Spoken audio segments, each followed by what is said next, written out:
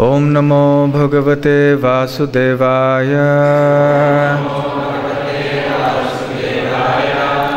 ओम नमो भगवते वासुदेवाय। नारायणं नमस्कृत्य नरं चैव नरोत्तमं देवीं सरस्वतीं व्यासं ततो जयमुदीरयेत्। नष्टप्रायेषु भद्रेषु नित्यं भागवत सेवया भगवत्युत्तम श्लोके भक्तिर्भवति नैष्ठिकी। Reading from Srimad Bhagavatam, Canto 5, Chapter 5, Lord Rishabhadev's Teachings. Text 9.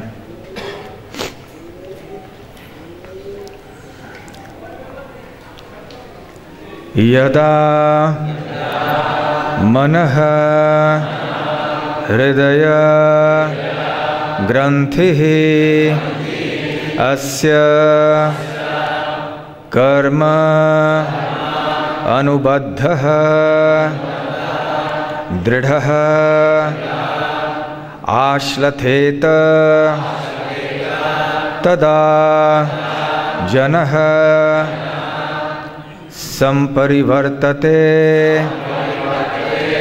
अस्मात् मुक्तः परं याति अतिहाय हेतुम।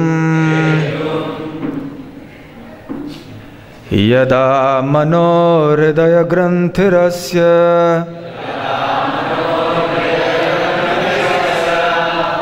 कर्मानुबद्धो दृढ़ आश्लथेत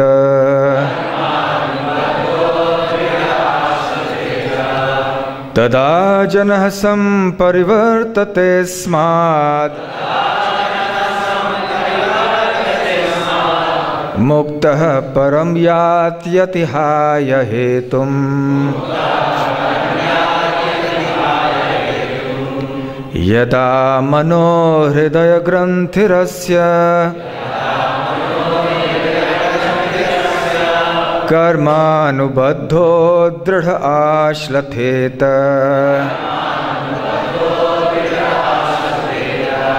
तदा जनः संपरिवर्तते स्माद्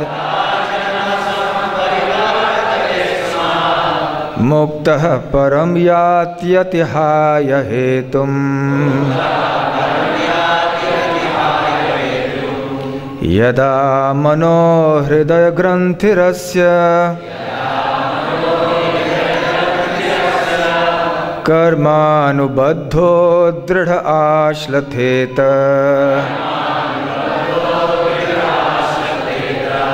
तदा जनः संपरिवर्तते स्माद् मुक्तः परं यात्यतिहाय हेतुम्।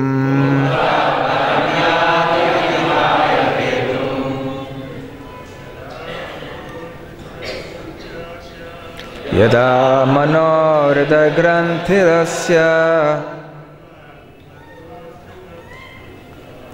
कर्मानुबद्धो दृढ़ आश्लथेत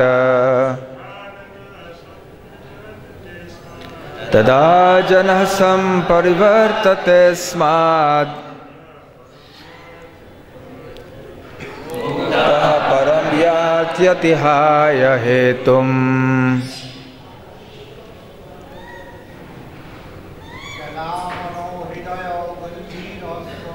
यदा मनोहृदय ग्रंथिरस्य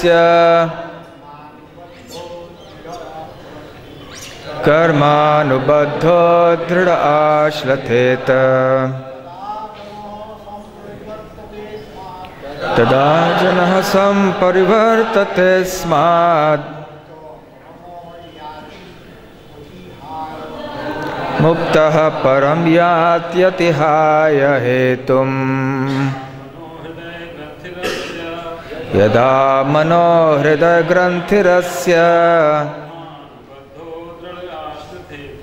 कर्मानुबद्धो दृढ आश्लथेत तदा जनः संपरिवर्तते स्मात् मुक्तः परं यात्यतिहाय। Mataji's, please. Mano hridaya granthirasya baddho dhrida ashlatheta tada janah samparivartate smad muktah param yatyatihaya hetum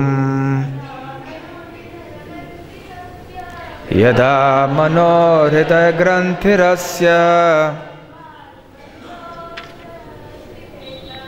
कर्मानुबद्धो दृढ़ आश्लथेत जनः संपरिवर्तते स्मात् मुक्तः परं यात्यतिहाय हेतुम्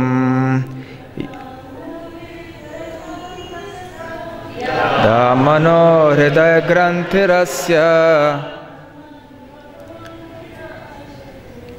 कर्मानुबद्धो दृढ़ आश्लथेत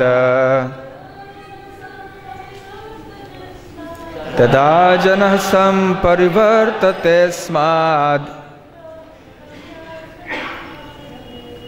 मुक्तः परं यात्यतिहाय हेतुम् यदा when manaha the mind hridaya granthihi the knot in the heart asya of this person karma anubaddhaha bound by the results of his past deeds dridhaha very strong Ashlatheta becomes slackened. Tada at that time. Janaha the conditioned soul. Samparivartate turns away. Asmat from this attachment for sex life. Muktaha liberated. Param to the transcendental world. Yati goes. Atihaya giving up. Hetum the original cause. Translation and purport by His Divine Grace A.C. Bhaktivedanta Swami Srila Prabhupada. When the strong knot in the heart of a person implicated in material life due to the results of his past action is slackened, one turns away from his attachment to home, wife, and children. In this way, one gives up the basic principle of illusion, I and mine, and becomes liberated. Thus one goes to the transcendental world. Purport. When by associating with sadhus and engaging in devotional service, one is gradually freed from the material conception due to knowledge, practice, and detachment, the knot of attachment in the heart is slackened. Thus, one can get freed from conditional life and become eligible to return home back to Godhead.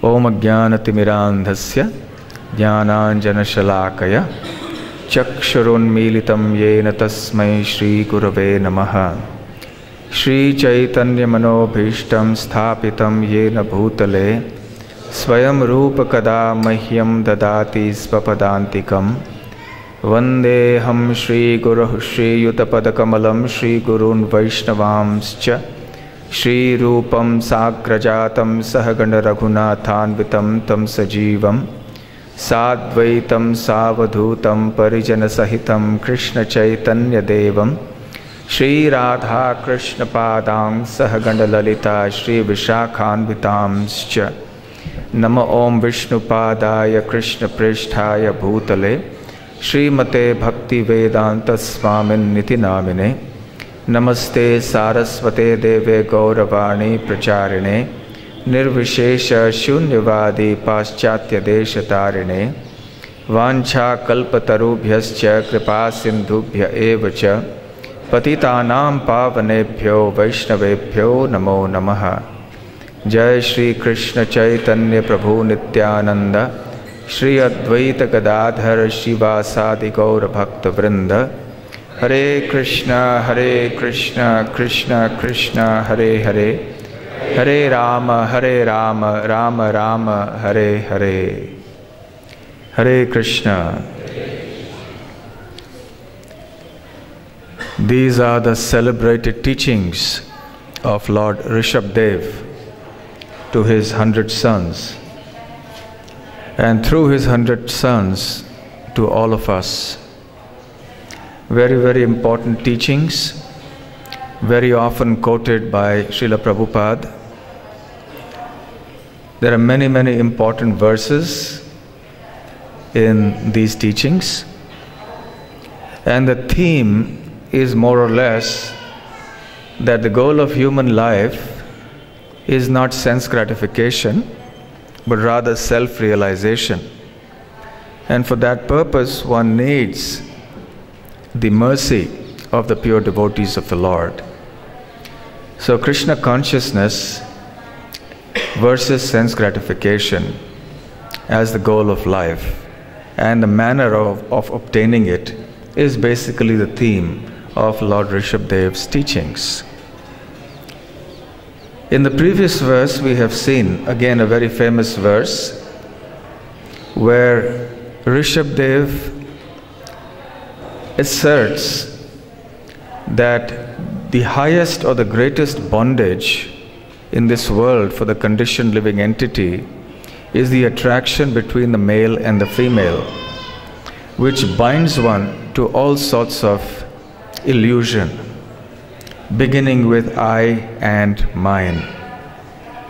In continuation of this theme, in text 9 that we are discussing today, the concept of the Hridaya Granthi, the knot in the heart, is being further discussed by Rishabhdev.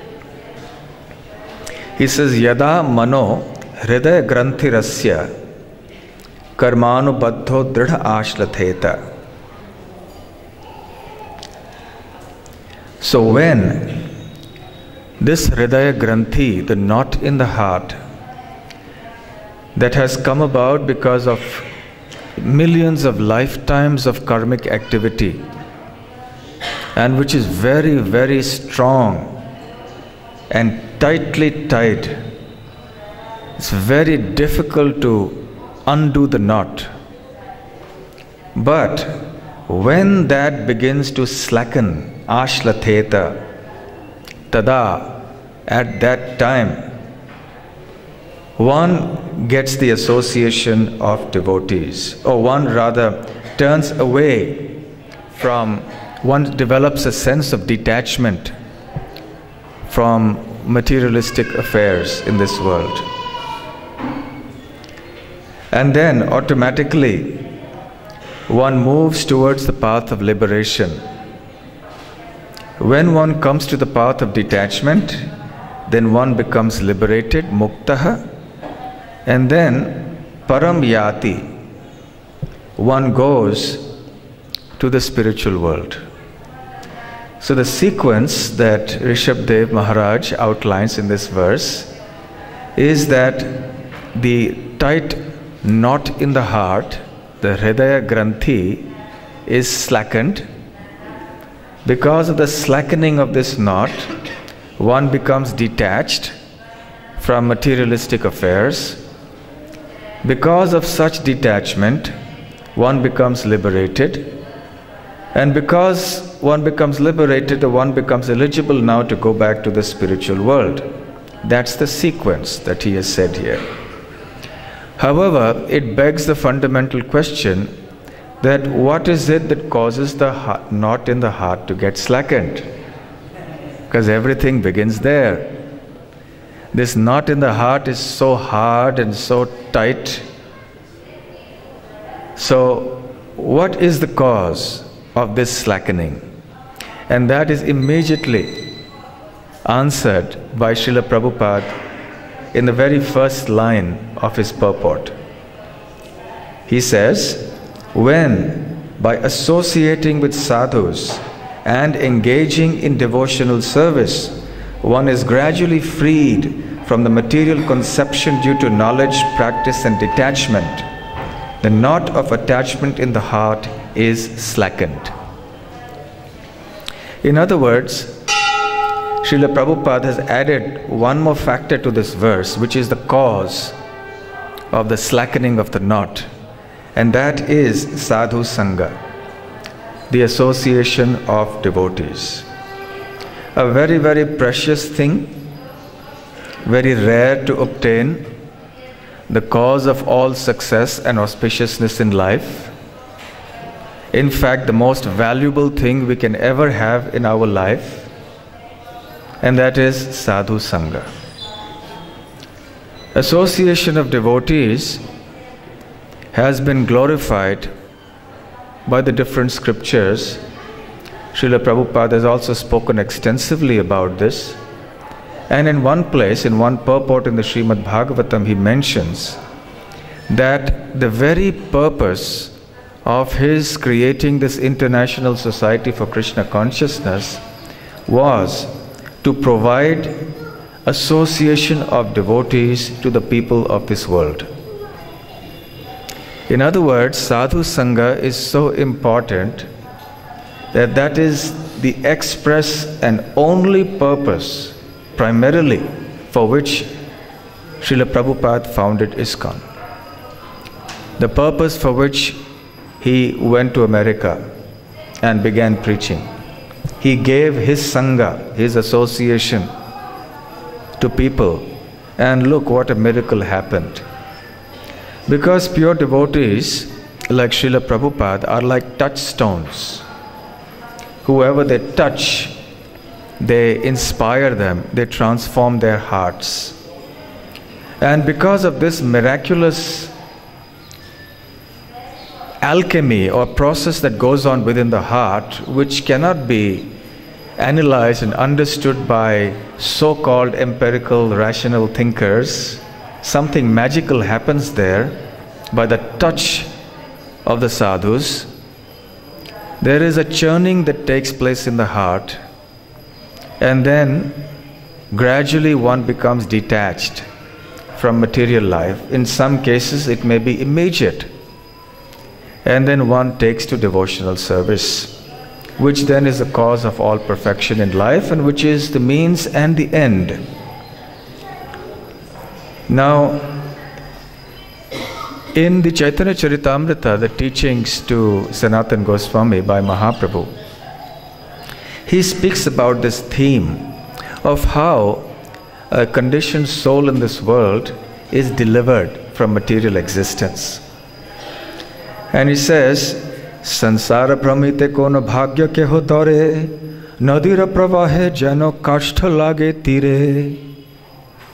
He says, Sansara Brahmite, after wandering through the universe, kono bhagye, by some stroke of good fortune, keho, someone, tare, he manages to cross over this otherwise uncrossable or unsurpassable material ocean of existence. And how is he delivered? Nadira pravahe, in the flow of a river, jano, like, kashtha lage tire. Kashtha is a little piece of wood or maybe a twig. This happens very often. Many forms of twigs and other things fall into the river, and the waves of the river carry this pieces of wood or twigs, and some of these twigs may perchance happen to wash ashore on the banks of the river. So in the same way, this current of material existence is flowing very fast, very rapidly, and it just sweeps away everybody. It is very difficult to proceed against the current of this world. Maya is extremely strong. Those of you who may have been to Rishikesh or Haridwar and you have seen the flow of the Ganga there, of course, the higher you go up, the faster is the flow of the river. But even in Rishikesh, for example, the flow is quite rapid and it is deceptive. Because it is so wide, we don't immediately grasp the velocity of the river. And we think it's not so fast actually. And we step in and then we find that we just flow down. So what the administration there has done is they've put all these iron chains on the banks, on the ghats. So those who wish to take bath, they step into the water and hold on to the iron chains and then take their dip and then come out. Because if you don't hold on to the iron chains, there is every possibility that we may get a free ticket to Calcutta. Because we will just flow down the river and end up in Mayapur. But we may not be in a healthy condition when we reach there. So this is how the current of this material world is. Unless we hold on to something very, very, very strong, which can protect us, we will be swept away by this tide. So what that is, we'll come to in a moment. But just as these twigs and so on are washed ashore, not all the twigs, a few of them may be washed ashore, in the same way, some fortunate jivas, conditioned souls, will be able to cross over this ocean of material existence. So this example is given here of the little twigs, and they are compared to the conditioned souls here. So Mahaprabhu mentions here, kono bhagye, by some good fortune. So it's not everybody who has that good fortune. Some people, some rare conditioned souls have that good fortune. And then Mahaprabhu goes on to say, Kono bhagye karo sansara kshayan mukha hai, sadhu sange tobe Krishna rati upajay. He says, Kono bhagye, again he repeats that by saying, by some good fortune, karo, some person, somebody, sansara kshayan mukha hoy. Sansar means the material existence. Kshaya means destroyed. So for some fortunate soul, somehow or other, his term of material existence will be finished, is finished. And when that happens, tabe, sadhu sanga tabe, Krishna rati upajay. Then he gets sadhu sanga.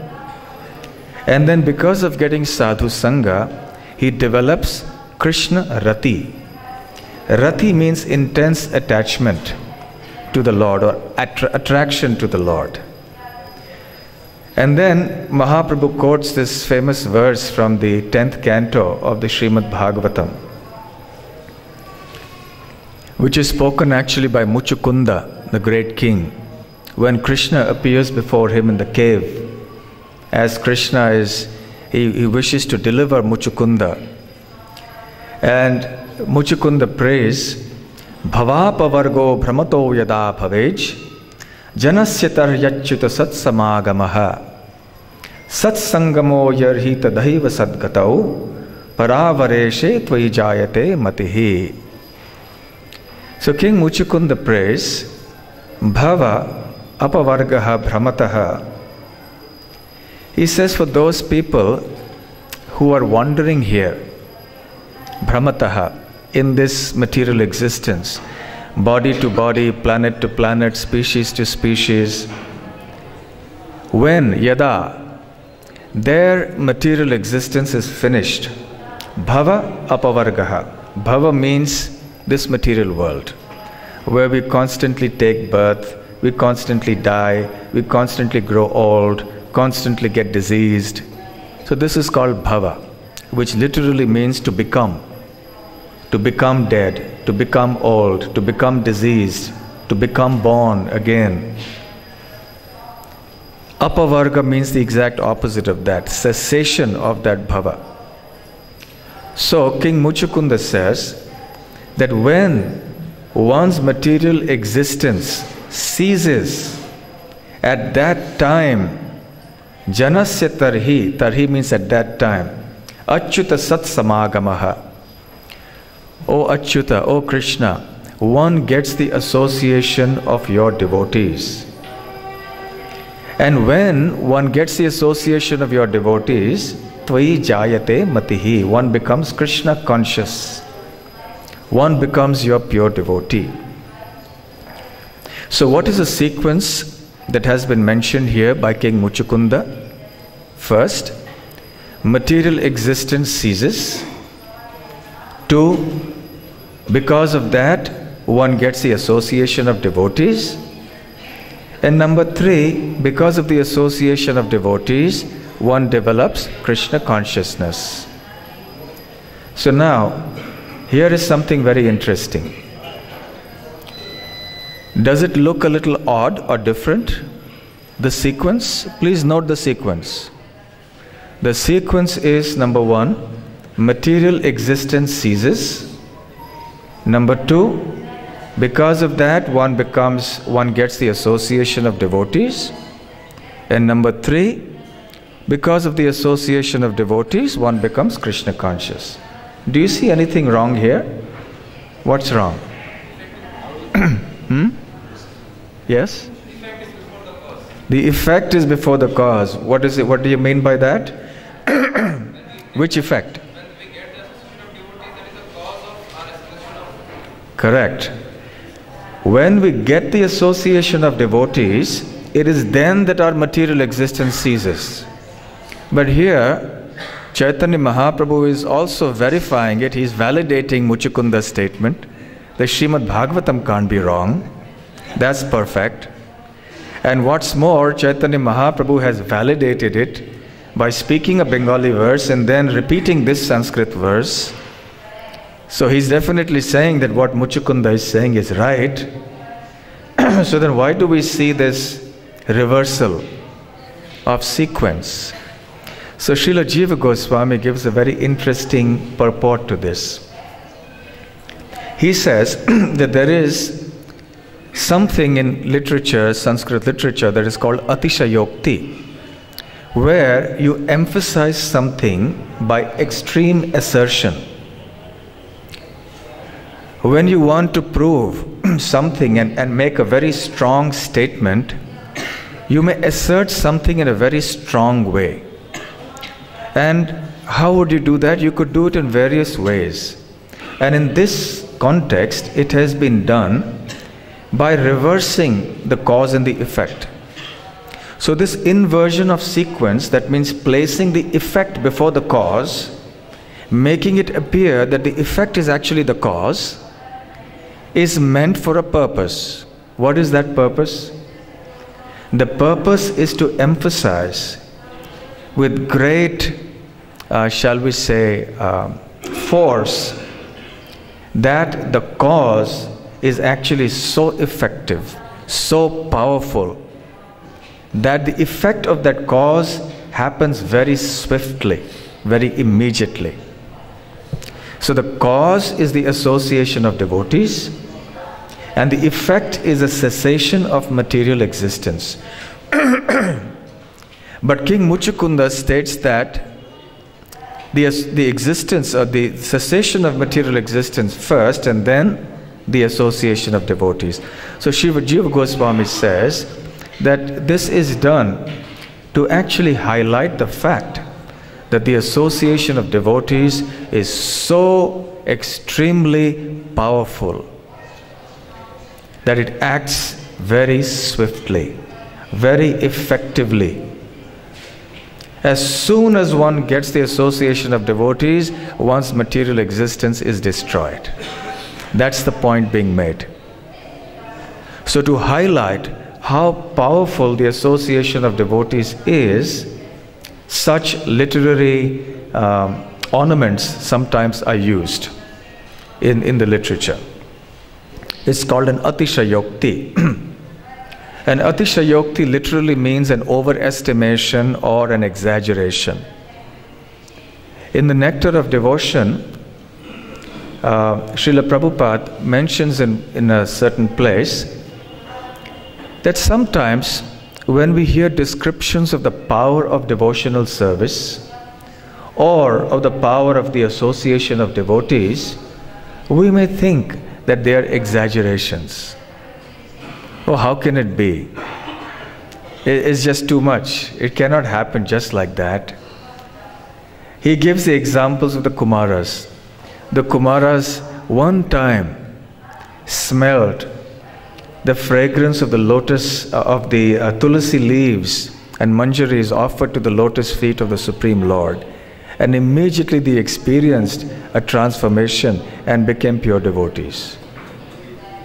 Now we may think, we've been doing that for years. And it doesn't look like the ecstatic symptoms are about to happen. We must smell away and hold it there for hours. Nothing's happening. I don't see the hair standing on end, and I don't see my throat getting choked with transcendental emotion and tears flowing like torrents from my eyes. And doesn't seem to happen. So how come for the four Kumaras, they just smelled it once and then they became pure devotees? Prabhupada gives the example also, Bilva Mangal Thakur. Just once he heard about Krishna from a lady who he used to visit regularly, not for Krishna conscious purposes. But she was a devotee. And then she told him, if you had the attachment for Krishna that you had for me, then you would have made your life successful immediately. That one statement from her was enough to turn his life around. Immediately he left her, left his village, and came to Vrindavan. And became a very fixed up, pure devotee of the Lord, Prabhupada says. So now, we hear of so many times about Krishna, so many people tell us about Krishna, we read, and we also, others tell others about Krishna. But doesn't look like we're getting so fixed up. It's always the mind that troubles us with so many desires and so many ups and downs and struggles that go on within us, dealing with the senses and so on. So is it really an exaggeration? How did it happen to Bilva Mangal Thakur? So Srila Prabhupada, after giving these two examples, there mentions that these are not exaggerations. These are not simply stories that are being told. They are actual facts. But he clarifies by saying that they are true in the case of the devotees who have been mentioned. They may not be true for all cases. For the four Kumaras, they smelt it once. We may smell many times and not achieve the same destination immediately. So it happened for the Kumaras that they immediately got transformed. For us, it may or may not happen for various reasons. But Srila Prabhupada says we should not think that these statements given in the scriptures are exaggerations or untruths. So even if we consider these exaggerations, Prabhupada says, one should understand the purpose behind them, that they have been given to take our mind away from the fleeting attractions of this world, to make our mind fixed on the lotus feet of Lord Krishna.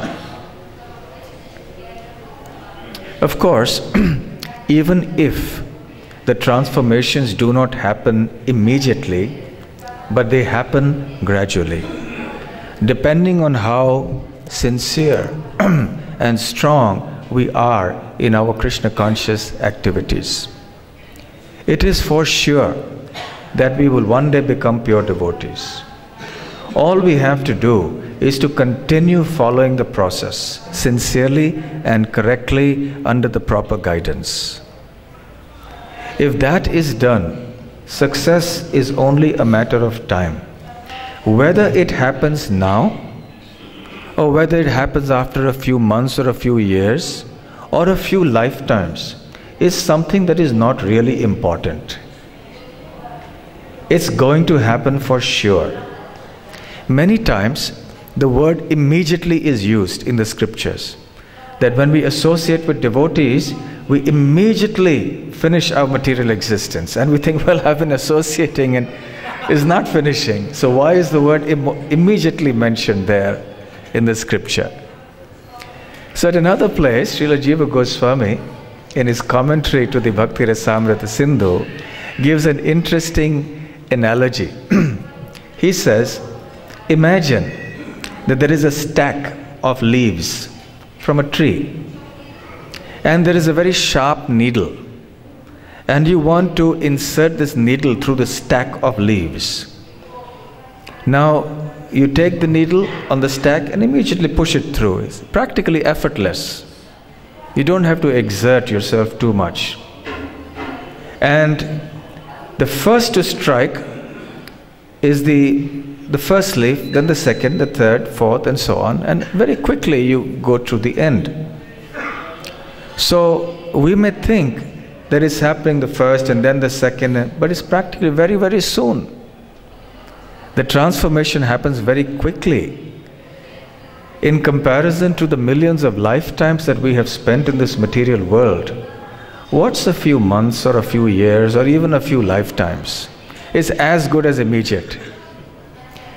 Therefore, sometimes we hear Srila Prabhupada saying, well, recently when Chaitanya Mahaprabhu appeared, or recently when Krishna appeared, well, that recently means 500 years or 5,000 years.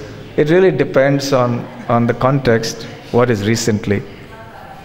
In certain contexts, 500 years will be ancient. But in the context of many, many millions of births and millions of years, 5,000 years is a very, very short span of time. It's recent. So when we say that by associating with devotees, our material lifespan or materialistic existence is finished, immediately has to be understood in this context. Another understanding can be given like this. Take the example of the Jagannath Ratha Yatra. The scriptures say that anyone who pulls the cart of Lord Jagannath, holds a rope and pulls, immediately he gets liberated. So now we think, well, I've been pulling for so many Rath Yatras, but I don't think I'm liberated yet. So what is the meaning? So one time somebody asked Srila Prabhupada this question. And Srila Prabhupada answered and said, what this means is that the doorways of liberation are opened up for you. In other words, even if a non-devotee somehow, by some stroke of good fortune, happens to come near the site of the Rath Yatra, and he is faithful enough to come and pull the cart, then for him the doorways of liberation are opened up. But he still has to walk the path.